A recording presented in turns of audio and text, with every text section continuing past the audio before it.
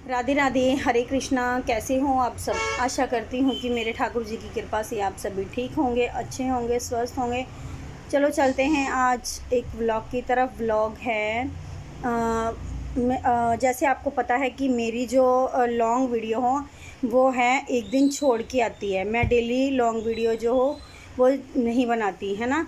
तो एक दिन छोड़ के मेरी लॉन्ग वीडियो आती है।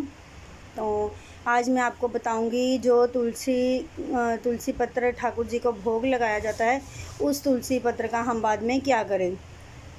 बहुत सारे लोगों के मन में सवाल आता है कि जो हम भोग लगा चुके हैं ठाकुर जी को, उस तुलसी का हम क्या करें, है ना। तो आज इसी विषय पर मैं आपसे थोड़ी सी चर्चा करूँगी। तो चले चलते हैं आज एक व्लॉग की तरफ फिर से। तो पहले तो जो तुलसी का पौधा हर किसी के घर में होता है। आप हमारे हिंदू धर्म की बात करें तो कोई भी ऐसा घर नहीं होगा जिसमें तुलसी माता जी का वास नहीं होगा, है ना। जैसे बोलते हैं कि तुलसी जी का पौधा, वैसे तो तुलसी माता जी के पौधा कहना ही एक अपशगुन माना जाता है, क्योंकि इस तुलसी के पौधे में माता लक्ष्मी जी और विष्णु भगवान जी का वास होता है। पहले तुलसी जी का नाम वृंदा था। इनके नाम के ऊपर ही ठाकुर जी ने अपना जो वृंदावन नाम जो है अपनी जहाँ भी मतलब रहते हैं उसका नाम तुलसी जी के नाम के ऊपर उन्होंने नाम रखा वृंदावन। इतना क्लियर हो गया आपको कि तुलसी के पौधे का अपमान करना होता है जब उन्हें पौधे के रूप में कहते हैं। जिस घर में तुलसी जी विराजमान है, उस घर में कभी नेगेटिविटी नहीं आ सकती। उस घर में कभी कहते हैं दृढ़ता जिसे बोलते हैं वो नहीं आ सकती। उस घर में बीमारी नहीं आ सकती। जिस घर में माता तुलसी जी का वास है, उस घर में पैसे की कमी नहीं रहती, है ना। तो लक्ष्मी धन की कमी नहीं रहती, है ना।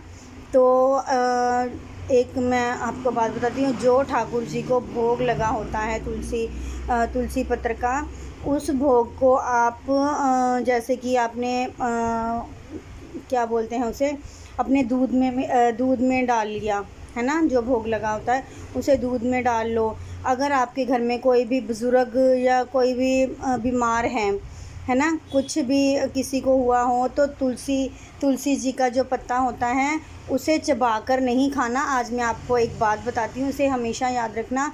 तुलसी के पत्ते से कई बीमारियां जो होती हैं वो नष्ट होती हैं।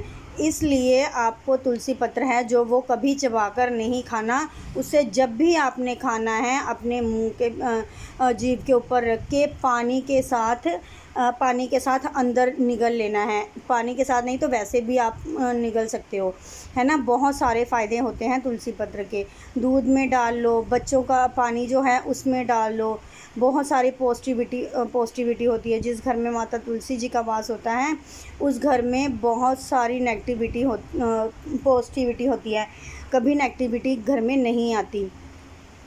तो एक बात मैं और बताऊं, हमारे जो ठाकुर जी हैं उन्हें तुलसी पत्र के बिना जो है वो भोग नहीं लगता। इतना तो आप सबको पता है कि हमारे नंदलाल गोपाल जी को तुलसी जो है बहुत ज़्यादा प्रिय हैं।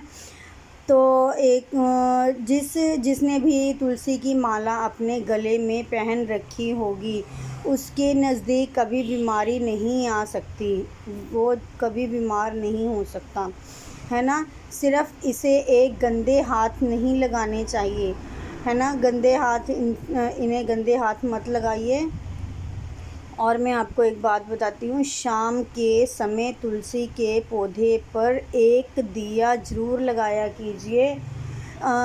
सुबह तुलसी माता को जल अर्पित किया कीजिए और शाम के टाइम में तुलसी जी के पौधे के पास एक दीपक देसी घी का ज़रूर जलाया कीजिए। उस घर में कभी लक्ष्मी की कमी नहीं होगी, है ना। तो आप एक मैं और बताती हूँ आपको।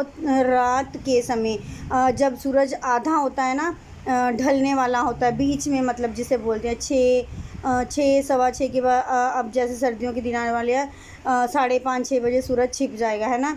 इससे पहले पहले आपने सूरज ढले के बीच में तुलसी पर दीपक नहीं जलाना है। तो सूरज के आधा बीच में आधा आगे पीछे हो तब आप तुलसी माता को दीपक जो जला सकते हैं। सुबह के टाइम उन्हें जल ज़रूर अर्पित किया कीजिए। तो आपको पता चल गया होगा कि ठाकुर जी के भोग तुलसी भोग लगा हुआ तुलसी का क्या करें, फेंकना नहीं चाहिए। आपको पता है जब जन्माष्टमी पर 56 प्रकार का भोग लगता है ठाकुर जी को, तो कितनी ज़्यादा तुलसी पत्र उसमें इस्तेमाल होता है ना। तो इसे कभी पैरों में नहीं, चाय बनानी है चाय में डाल लीजिए, है ना। पानी पीने वाले पानी में मिला लीजिए, ऐसा किया कीजिए।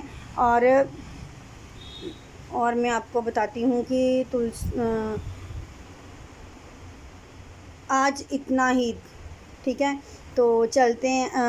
राधे राधे, श्रीमन नारायण, जय श्री कृष्णा। आपको वीडियो पसंद आई हो, लाइक कमेंट शेयर ज़रूर किया कीजिए। मेरे चैनल को सब्सक्राइब करना मत भूलिए। आपकी बहन को भी आपकी सपोर्ट की बहुत ज़्यादा ज़रूरत है। तो राधे राधे, श्रीमन नारायण।